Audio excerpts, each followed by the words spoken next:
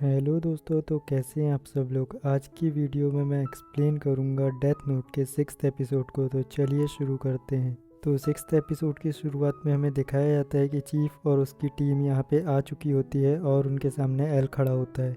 तो एल को देख के बाकी लोग बहुत ज़्यादा शॉक हो जाते हैं। तो एल उनको बताता है कि मैं एल हूँ। तो चीफ और बाकी सारे लोग सोचते हैं कि क्या ये एल है, लेकिन ये तो बहुत ज़्यादा अलग लग रहा है।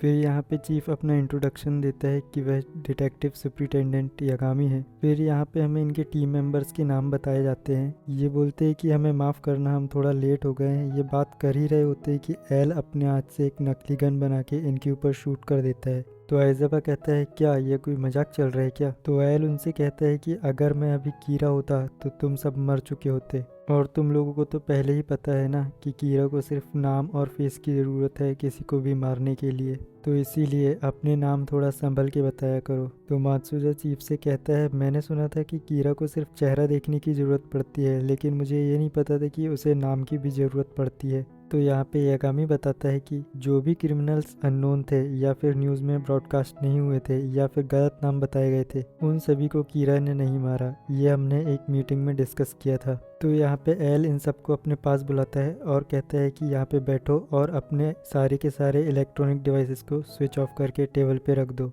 तो यहाँ पे आइज़ाबा कहता है क्या तुम्हें ये लगता है कि हम तुम्हारी इन्फॉर्मेशन लीक कर देंगे। तो यहाँ पे चीफ कहता है कि कोई बात नहीं, जैसा वो कहता है वैसा करो। तो मात्सुदा कहता है कि मुझे नहीं लगता वो अब भी हम पे भरोसा करता है कि नहीं करता। तो यहाँ पे एल कहता है कि नहीं नहीं, ऐसी कोई बात नहीं है। मुझे ये नहीं पसंद कि जब मैं बात करूँ और किसी का फ़ोन आ जाए या फिर कोई फ़ोन देखने लग जाए। और एल उनसे कहता है कि अब हम जो भी मीटिंग करें उसमें तुम कोई भी नोट्स ना बनाओ और सारी बातें अपने दिमाग में रखना और आके बैठ जाओ। और एल यहाँ पे कॉफ़ी पी रहा होता है और वह उसमें कुछ ज़्यादा ही शुगर ऐड कर देता है। तो यहाँ पे मात्सुदा कहता है कि एल, तो एल उसे उसी वक्त रोक देता है और कहता है कि अब से तुम मुझे रियोजाकी बुलाओगे, ना कि एल।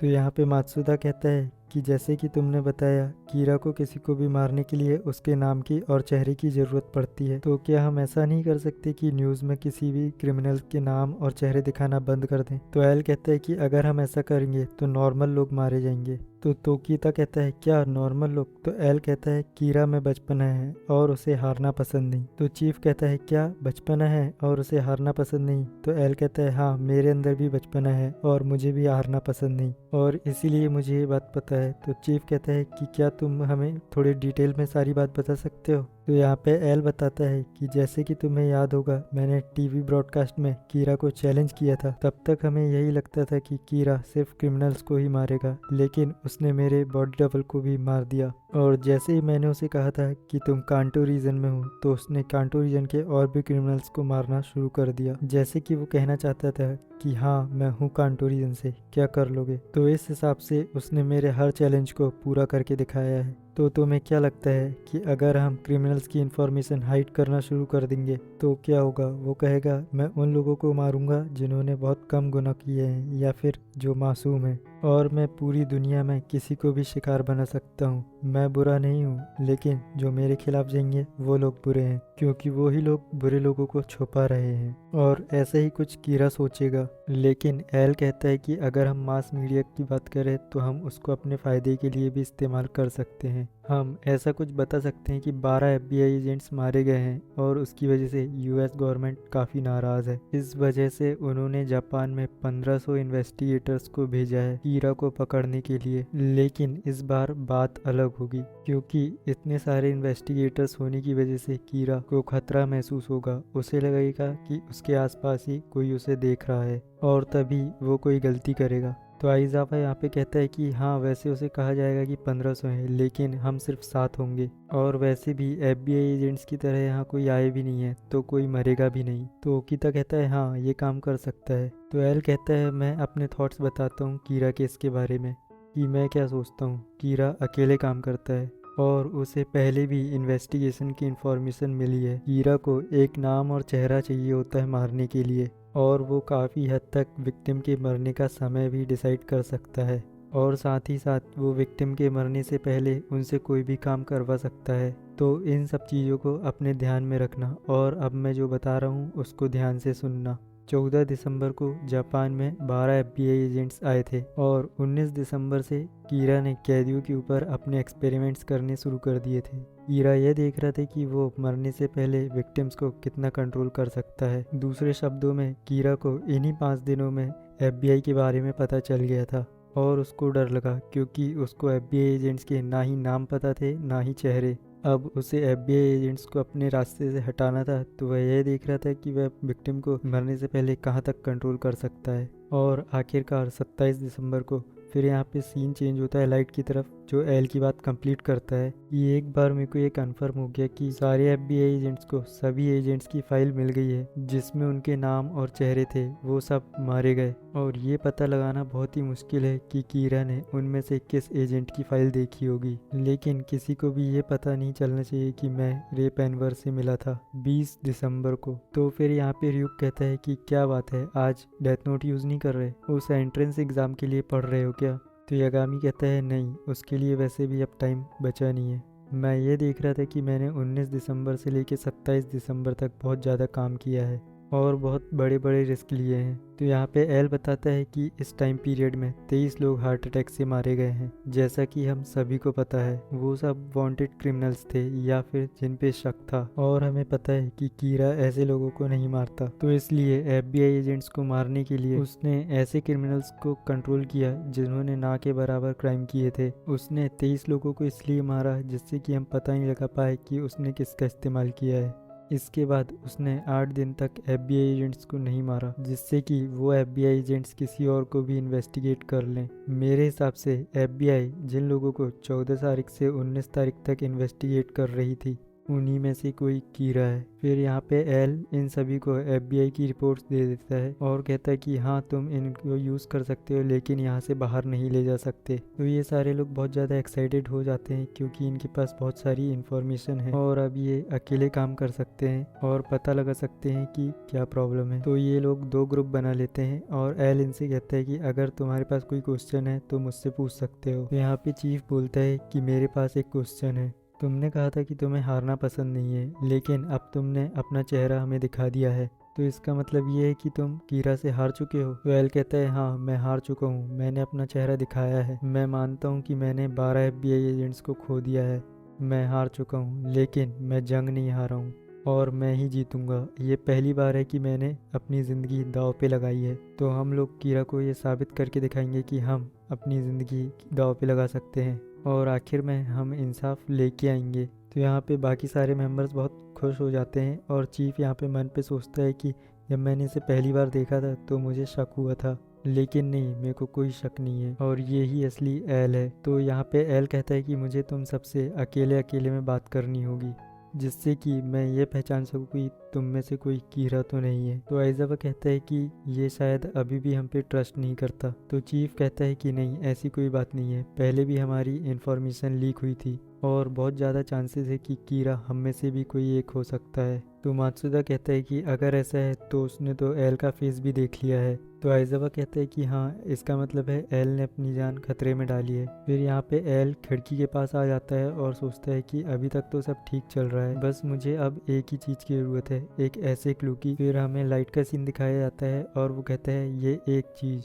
यही एक ऐसा सबूत है जिसको मुझे छुपा के रखना है, अगर ये किसी के सामने आ गया तो इससे मेरी जान भी जा सकती है। फिर यहाँ पे एल और लाइट एक साथ बोलते हैं कि बस एक चीज़। फिर यहाँ पे लाइट बेड पे लेट जाता है और मन में सोचता है कि मैंने लाइफ का सबसे बड़ा रिस्क वो बस हाईजैकिंग के समय ही लिया था, लेकिन कोई भी उसको कीरा के साथ कनेक्ट नहीं कर सकता। पुलिस और एल को पता ही नहीं है कि कीरा लोगों को हार्ट अटैक के बिना और तरीके से भी मार सकता है, लेकिन अगर ये चीज़ किसी को पता चल गई तो मेरे लिए बहुत बड़ी परेशानी खड़ी हो जाएगी। फिर यहाँ पे लाइट की मॉम चीफ यागामी के कपड़े लाइट को देती है और कहती है कि इन्हें हेडक्वार्टर्स में दे के आ जाओ। फिर यहाँ पे लाइट हेडक्वार्टर्स के लिए निकल जाता है और वो अपने साथ एक डेथ नोट का पेज रख लेता है और ryuk से कहता है कि अब से जब भी मैं बाहर जाऊंगा तो डेथ नोट का एक पेज रख लूंगा। और फिर हमें यहाँ पे रे पेनवर की फियोंसे का सीन दिखाया जाता है। वो मेट्रो में ट्रेवल कर रही होती है और वो याद करती है कि रे ने उस दिन कहा था कि वो शिंजुको जा रहा है और उस दिन शिंजुको एरिया में 4 लोग हार्ट अटैक से मारे गए थे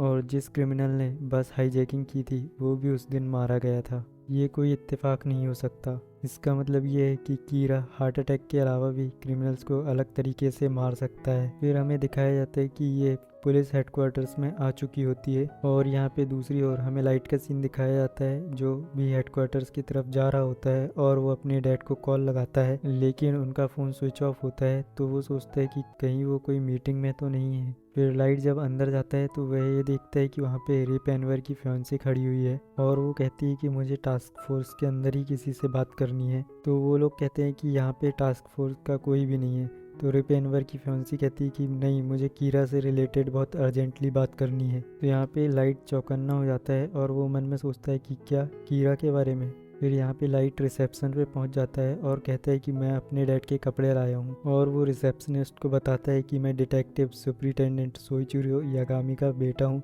लाइट। तो वो रिसेप्शनिस्ट उसको पहचान जाता है और ये दोनों आपस में कुछ बात करने लगते हैं। तो रिसेप्शनिस्ट पूछता है कि क्या बात है लाइट, तुम इस कीरा केस में भी हमारी मदद करने वाले हो क्या? तुमने पिछले बार भी एक केस में एक एडवाइस दी थी और वह बहुत काम आई थी। तो यहाँ पे लाइट कहता है कि हाँ, शायद मैं तुम्हारी मदद करूँ और एल को भी हरा दूँ। तो यहाँ पे रिप एनवर की फियांसी सब सुन लेती है और मन में सोचती है कि क्या एल को भी हरा दे। तो यहाँ पे रिसेप्शनिस्ट रिप एनवर की फियांसी से बोलता है कि नहीं, यहाँ पे कोई भी नहीं है और हम उनसे कांटेक्ट भी नहीं कर पा रहे हैं, लेकिन ये यही बोलती है कि मुझे उनसे मिलना है।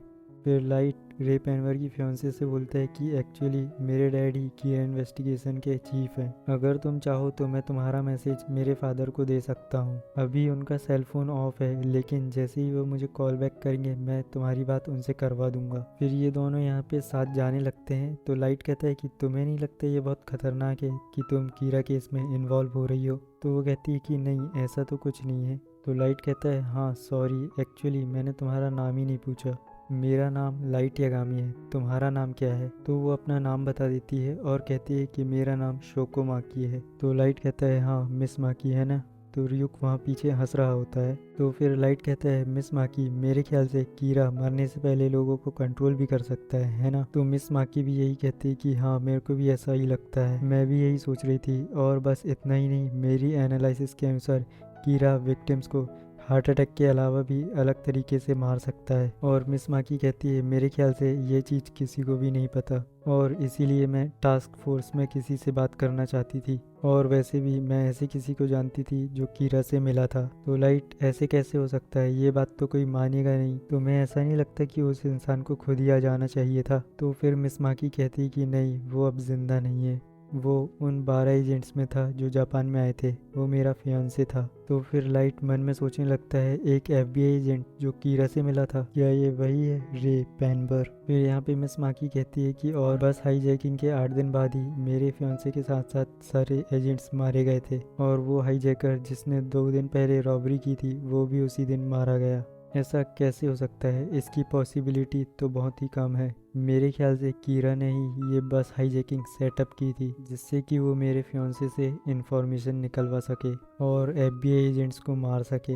मतलब इसके हिसाब से कीरा विक्टिम्स को हार्ट अटैक के अलावा भी और दूसरे तरीके से मार सकता है। तो यहाँ पे लाइट कहता है कि वो जो बस हाईजैकर था वह हार्ट अटैक से नहीं मरा, इसलिए तुम ये सोचती हो कि कीरा हार्ट अटैक के बिना भी लोगों को मार सकता है? तो मिस माकी कहती है हाँ, मेरे पास कोई प्रूफ नहीं है, लेकिन मुझे इतना पता है कि कीरा उस बस हाईजैकर को कंट्रोल कर रहा था। तो लाइट कहता है क्यों? तो मिस माकी कहती है कि मेरे फियांसे ने मुझे बताया था, जब मैंने उससे पूछा था उसने किसी का भी नाम नहीं लिया था, कि उसने अपनी FBI ID बस में किसी को दिखाई थी। ये एक टॉप सीक्रेट इन्वेस्टिगेशन थी और उसे अपनी ID दिखाने की इजाज़त नहीं थी। तो जिसने भी उसकी ID देखी है उसी ने FBI एजेंट्स को मारा है। तो रियुक कहता है हाँ, लगता है यही वो एक चीज़ थी जिसकी चिंता लाइट को हो रही थी। तो लाइट कहते हैं कि तुमने ये कंक्लूजन इसलिए निकाला क्योंकि तुम अपने फियांसे का बदला लेना चाहती हो। तुम ये मानती हो कि कीरा विक्टिम्स को हार्ट अटैक के अलावा भी और भी कई तरीकों से मार सकता है। इसका मतलब तुम काफ़ी कमाल की हो, लेकिन ऐसा लग रहा है कि तुम कुछ ज़्यादा ही सोच रही हो।